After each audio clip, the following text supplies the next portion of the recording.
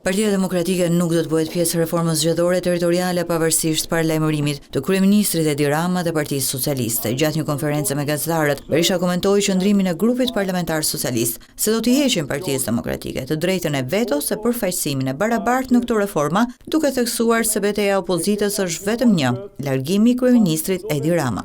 Edi Rama duhet t'jap dorëheqjen, kjo është përgjigjja ime për çdo fjalë të tij, të largohet menjëherë nga pushteti. Seriali i veprave kriminale të tij nuk ka fund.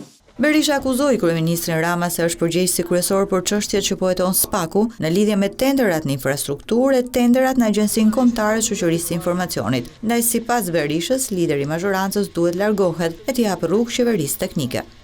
Se ndosin e Lubi Ballukut në 3 rjeshta, 2 janë për Ramën, 1 është për Lubin.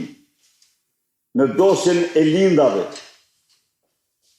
1 është për Mirlindën, 2 janë për Lindën. 1 është për Ermal Beqirin, 2 janë për Armand Franën. Kështu që ai do t'jap dorëheqjen. Ky dokument është një dokument, një akt akuzë të mërshme për te. Berisha komentoi edhe vendimin e gjykatës kushtetuese që i dha pjesërisht të drejtë atij dhe e cilësoi zgjatjen e arrestit në shtëpi ndaj liderit të opozitës antikushtetues. Berisha akuzoi gjykatën se nuk synon të bëjë drejtësi, por i shërben Partisë Socialiste. Pasi sipas tij një kërkesë të ngjashme, Berisha ka bërë edhe 4 herë të tjera ajo është rrëzuar, duke vënë në dukje se pavarësisht se kushtetuesja i dha të drejtë, sërish nuk e shfuqizoi vendimin e gjykatës së shkallës së parë. Me këtë vendim i kanë çelë rrugën mbështetjes për Lubin dhe ministrat të cilët mund dënohen për krime monstruoze dhe korrupsion.